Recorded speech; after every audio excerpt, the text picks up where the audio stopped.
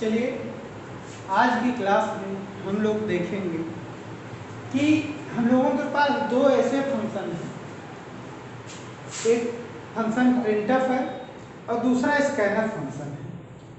दोनों फंक्शन ऐसे हैं कि कोई भी प्रोग्राम अगर आप बनाएंगे, एनीथिंग कोई भी प्रोग्राम, उन सब में क्या करना होगा आपको, इन दो फंक्शन को इंक्लूड लगभग सारे प्रोग्राम में करना पड़ेगा।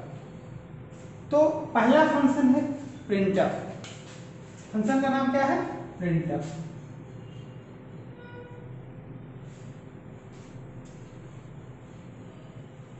ये पहला फंक्शन है printf और दूसरा फंक्शन है scanf।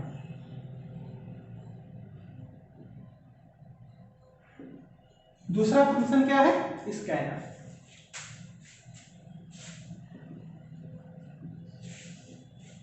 तो printf फंक्शन की मदद से क्या करते हैं लोग, कोई भी अगर हमको आउटपुट स्क्रीन पर प्रिंट करना हुआ, चाहे कोई मैसेज हो, चाहे किसी वेरिएबल की वैल्यू हो, तो उसके लिए हम लोग कौन सा फंक्शन यूज करते हैं?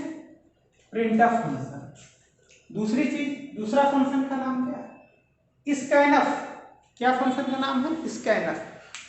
जब किसी वैल्यू को आपको स्कैन करने की जरूरत हो, यानी किसी वेरिएबल पर इनपुट लेने की जरूरत हो, तो ऐसे में हम लोग जिस फंक्शन का प्रयोग करते हैं उस फंक्शन का नाम क्या है? स्कैनर। चलिए पहला एग्जांपल हम लोग printf का देखते हैं। एग्जांपल लिखते हैं,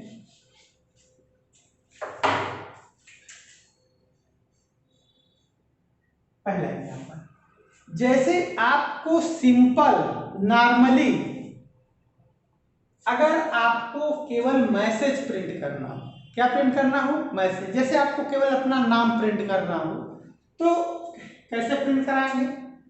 printf, इसमें जो भी नाम होगा, जैसे हम जेके कंप्यूटर प्रिंट कराना है, क्या कराना है? जेके।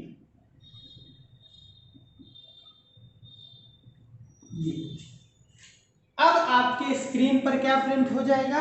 जेके कंप्यूटर। यानी कि printf फंक्शन के डबल कोड के अंदर जो कुछ भी मैसेज आप लिख देंगे, क्या कर देंगे? जो कुछ भी मैसेज आप लिख देंगे वो आपका किस फंक्शन की मदद से प्रिंट हो जाएगा? printf फंक्शन की मदद से क्या हो जाएगा? प्रिंट हो जाएगा। एक तो ये है।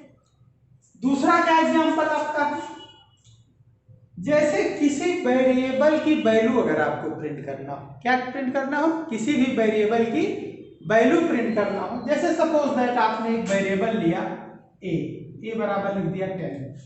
कितना लिख दिया? ए बराबर 10 लिख दिया। जब आपने ए बराबर 10 लिख दिया, इसका मतलब क्या हो गया? ए का मान क्या हो जाएगा? 10। तो उसमें देखिए क्या करना पड़ेगा, हमें ए का मान प्रिंट कराना है। क्या कराना है? ए का मान प्रिंट कराना है। तो हमारे पास फंक्शन का नाम क्या है? printf। ठीक। printf फंक्शन में अगर किसी भी वैल्यू को अगर प्रिंट कराना है तो उसका डेटा टाइप हम जानेंगे। डेटा टाइप के साथ साथ स्पेसिफायर लगाना पड़ता है। क्या लगाना पड़ता है? स्पेसिफायर। पिछले क्लास में आपको बताया गया है स्पेसिफायर क्या है। इंटीजर का स्पेसिफायर क्या होता है? %d। %d लगेगा।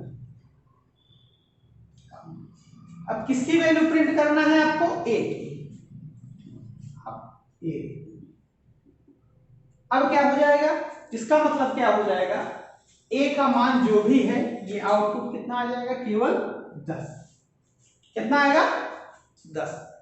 अगर आप चाहते हैं ए के पहले कुछ लिख कर आ जाए, जैसे अगर इस तरह लिख के आ जाए ए वैल्यू इज 10, यानी कि इसके पहले आप जो कुछ भी लिखना चाहते हैं वही आपको क्या करना पड़ेगा? %d के पहले लिखना पड़ेगा। जैसे चलिए देखते हैं दूसरा एग्जांपल क्या देते हैं।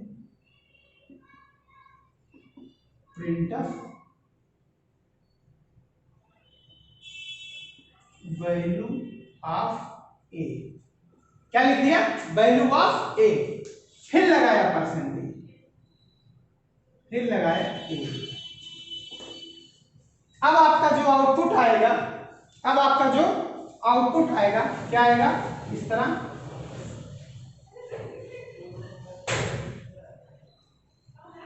वैल्यू ऑफ ए, यहां पे भी इक्वल लगाएंगे तो यहां पे भी इक्वल आएगा, और यहां पर क्या प्रिंट कर देगा 10।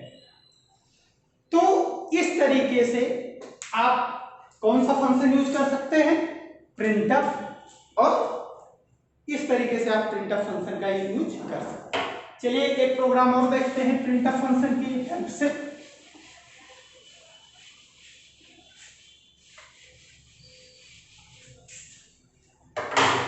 जैसे हम एक वेरिएबल लिया फ्लोट एक्स, क्या लिया, फ्लोट एक्स, एक्स के अंदर आपने डाल दिया 5.3, क्या डाल दिया 5.3। अब हमको x की वैल्यू प्रिंट कराना है, तो लिखेंगे प्रिंटफ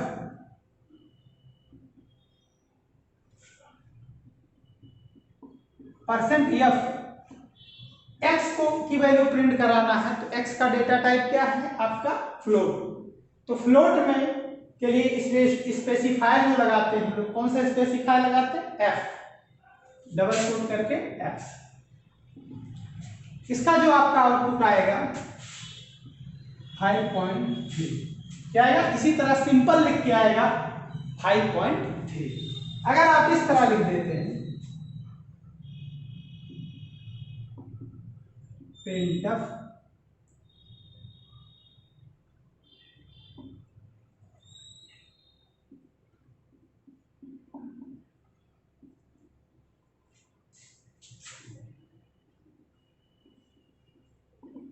अब इसका आउटपुट क्या लिख के आएगा, आप लोग बताइए, वैल्यू ऑफ x इक्वल 5.3। ये आपका फ्लोट से रिलेटेड प्रिंटफ और इसका फंक्शन था। ठीक, तीसरा हम इंटीजर पे वर्क करते हैं एक बार। कौन सा डेटा टाइप, इंटीजर पर, चलिए देखते हैं। जैसे आपने एक वेरिएबल लिया कैर सी, कैर सी का मतलब क्या हुआ, इस सी के अंदर आप कौन सा डेटा टाइप यूज कर सकते हैं, कौन सी वैल्यू रख सकते हैं, कैरेक्टर टाइप का। जैसे सी इक्वल हमने रख दिया जेड, आपको पता होगा कैरेक्टर हमेशा सिंगल कोड में होता है। अब आपको क्या प्रिंट कराना है, प्रिंटफ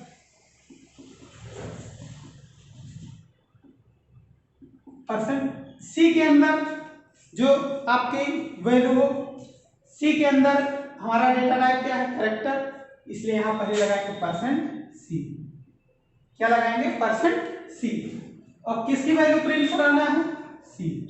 यहां पर अगर आपको c को लेके कंफ्यूजन है, आप यहाँ x कर लीजिए, इसको भी क्या कर लीजिए, x कर लीजिए। अब यहां पर क्या कर देंगे, x। ठीक, अब क्या है, इसका जो आउटपुट आपका आएगा, ये क्या आएगा, जेड। अगर आप चाहते हैं जेड के पहले भी कुछ हमारा लिखा जाए, कुछ टाइप हो जाए, तो आपको इस तरह लिखना पड़ेगा, printf store character in x equal %c, %c, फिर क्या लिखेंगे, x। अब क्या होगा, इसका आउटपुट क्या आएगा, इसका आउटपुट नीचे लाइन में लिख रहे हैं,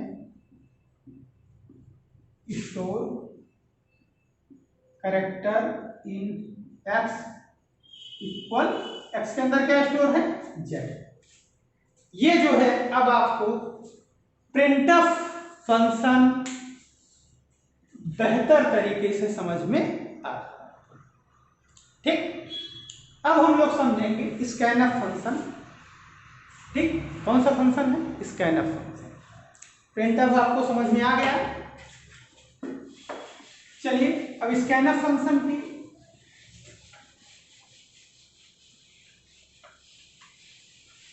देखते हैं। स्कैनफ फंक्शन देखने से पहले क्या होगा कि हमको कुछ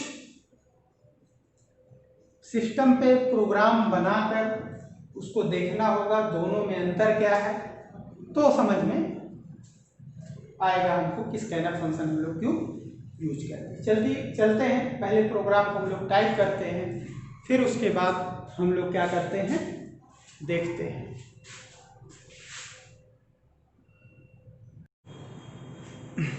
चलिए अब हम लोग देखते हैं, जैसे हमने दो नंबर को जोड़ने का प्रोग्राम बनाया, पहला नंबर A दूसरा नंबर B, दोनों का जोड़ के प्रिंट करा रहे हैं। ठीक, अब जैसे ये एक बार प्रोग्राम बन गया, इसका जो आउटपुट होगा हमेशा एक ही देगा। क्या देगा? हमेशा एक ही देगा। चलिए प्रोग्राम को चलाते हैं।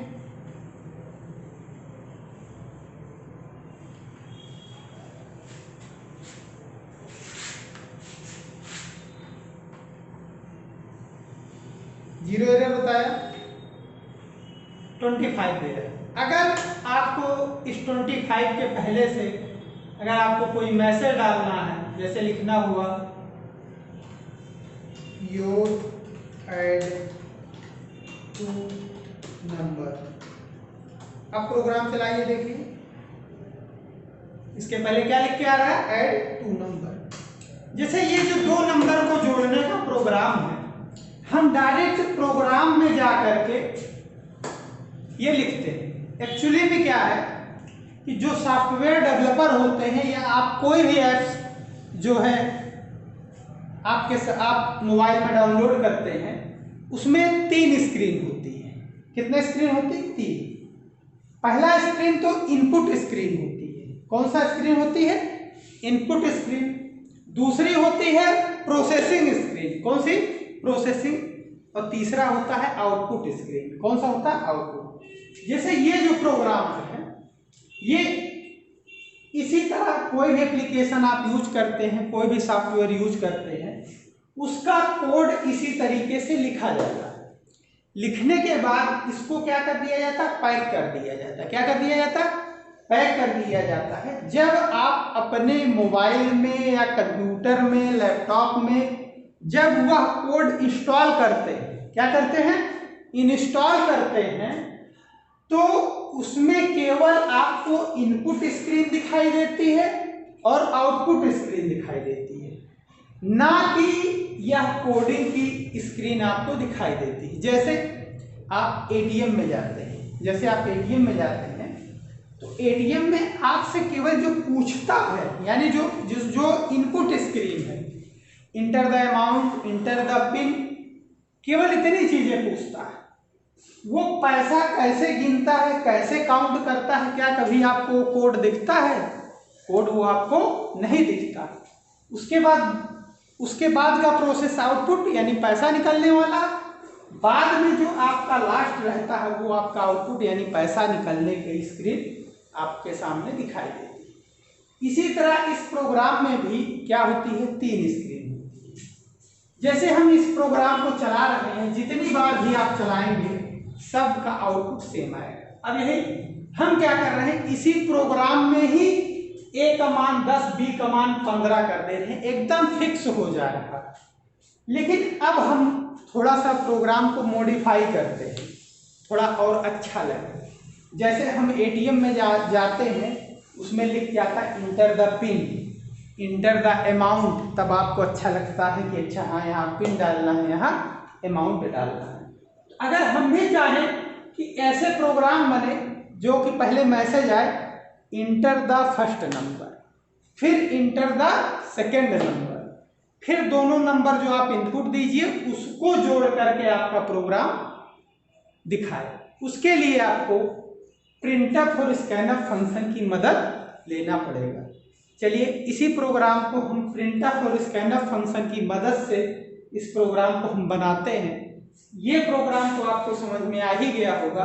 अब हम अगले प्रोग्राम की तरफ बढ़ते हैं, जिसमें इसको कहते हैं स्टैटिक टाइम इनिशियलाइजेशन, यानी जब प्रोग्राम का कोड आप लिख रहे हो उसी समय वैल्यू को आपने क्या कर दिया, फिक्स कर दिया। दूसरा है रन टाइम इनपुट। क्या होता है? Run time input. इसमें आपको क्या करना है कि जब प्रोग्राम चल रहा हो, जैसे आप एटीएम जाते हैं, एटीएम जब चलता है मांगता है enter the amount, enter the pin, इसी तरह यहाँ पे भी आए हमारे प्रोग्राम में enter the first number, enter the second number. जब दोनों नंबर आप इनपुट करिए तब जाके आपका आउटपुट आए। देखिए इसमें क्या संशोधन करना पड़ेगा।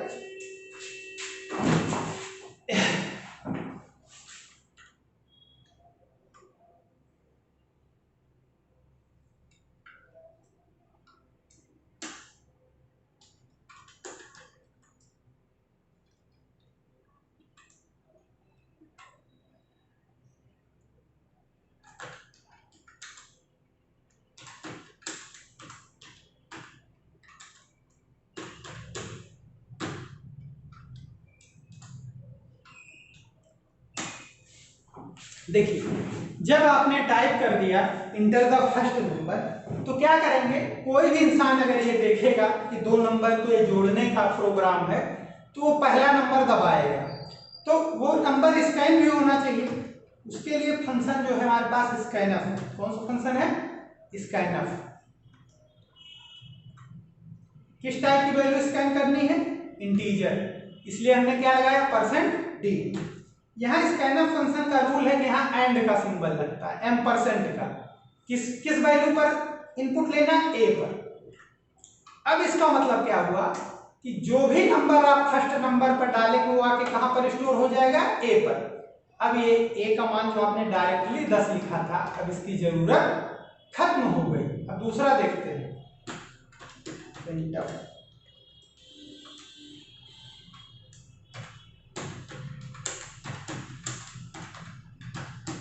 Enter the second number. अब दूसरा नंबर तो सेम वही करना पड़ेगा हमको, स्कैनर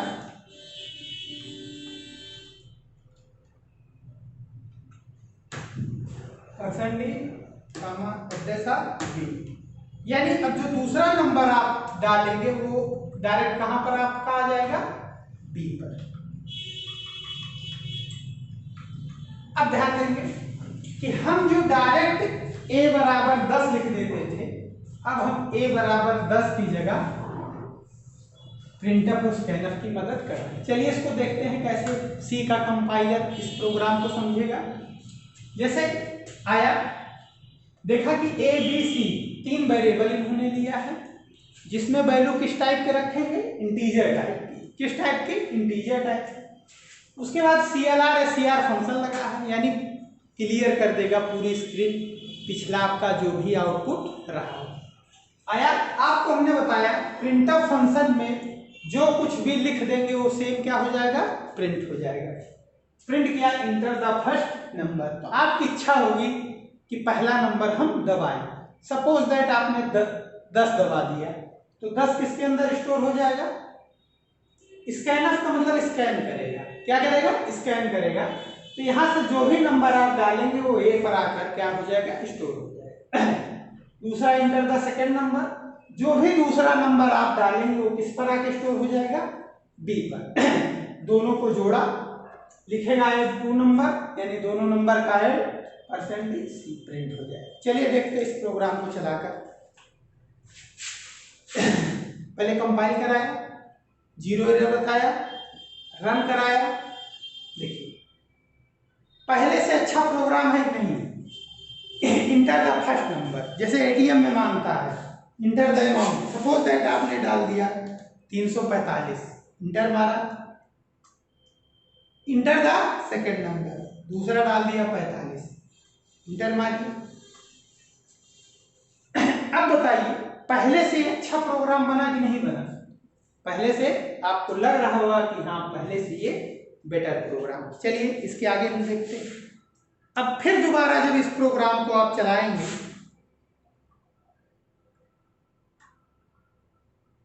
फिर दोबारा ही मांगेगा इंटर द नंबर। अब जो भी नंबर आप डालेंगे, सपोज दैट 67 डाला और 69 डाल दिया, इंटर मारिए। देखिए ठीक, अब हमें उम्मीद है कि आप लोगों को प्रिंटफ स्कैनफ फंक्शन समझ में आ गया होगा। एक बार यहाँ फिर हम लोग देखते हैं, दोनों में डिफरेंट करके बता देते हैं कि दोनों में क्या क्या डिफरेंस होता है। ठीक है, दोनों में प्रिंटफ स्कैनफ में डिफरेंट हम बता देते हैं। देखिए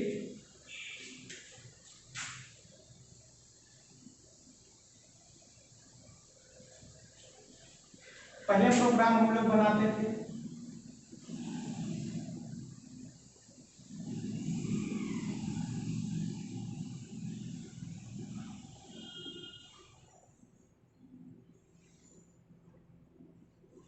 ठीक, इसी प्रोग्राम में ही हम लोग लिख देते थे a बराबर 10, b बराबर 20, c बराबर a plus b, printf head number percentage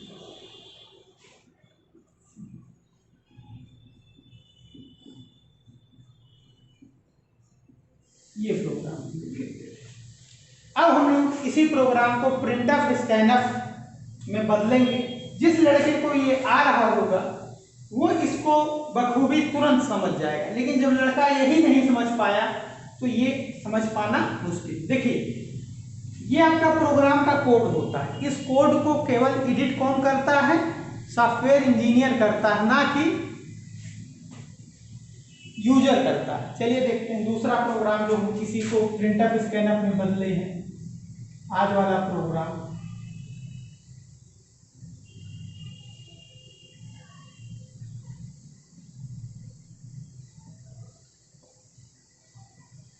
अब आपको 2 नंबर को जोड़ने का प्रोग्राम है, तो सबसे पहले आपको पहला नंबर लेना पड़ेगा, तो पहले मैसेज देना पड़ेगा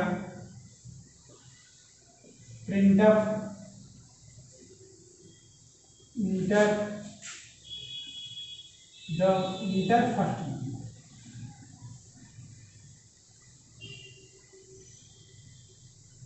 इंटर फर्स्ट नंबर। दूसरा, जब ये पहला नंबर देगा तो ये स्टोर होना चाहिए, किस पर स्टोर होना चाहिए? स्कैन करके ए पर। यानी जब आपको इस यहाँ पर जो नंबर देगा इसको स्कैन करके स्टोर करना है तो स्कैनफ फंक्शन पहले बताना पड़ेगा किस टाइप की वैल्यूज को स्कैन करना है।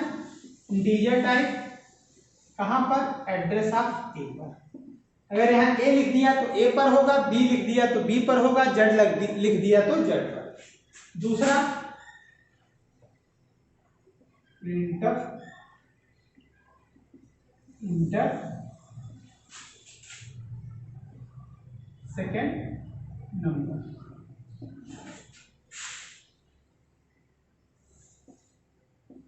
स्कैनफ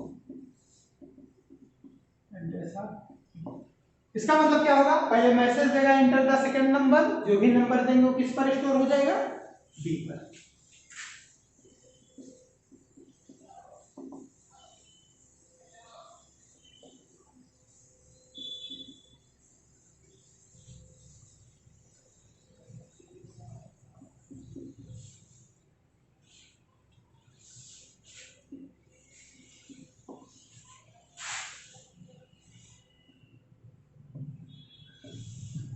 ये आपका जो है प्रोग्राम तैयार। अब हम देखेंगे जो a बराबर 10 ये डायरेक्ट लिख देते थे, इसमें आपको नहीं मांगता था enter the first number, enter the, उसके स्थान पर हमने इतनी लाइन लिखा। ये जो b बराबर 20 डायरेक्ट हम लिख देते थे, अब क्या कर रहे हैं? उसी को जब प्रोग्राम रन हो रहा है तो जैसे एटीएम मांगता है पैसा, इंटर द अमाउंट, सेम उसी तरीके से हम लोग ये देख रहे हैं। तो आज की क्लास में बस आपको इतना ही सीखना है, प्रिंटफ फंक्शन और स्कैनफ फंक्शन। बाकी जब हम अगली क्लास में आएंगे तो इसी प्रोग्राम में हम जरा थोड़ा थोड़ा डिफरेंट करके आपको आगे की तरफ ले चलते रहेंगे। आप कोई भी प्रोग्राम बनाइए, चाहे डिस्टेंस का, चाहे आयत का क्षेत्रफल का, चाहे सिंपल इंटरेस्ट का, किसी भी का प्रोग्राम बनाइए, उन प्रोग्रामों को प्रिंटफ स्कैनफ की मदद से आप इस तरह बदल सकते हैं।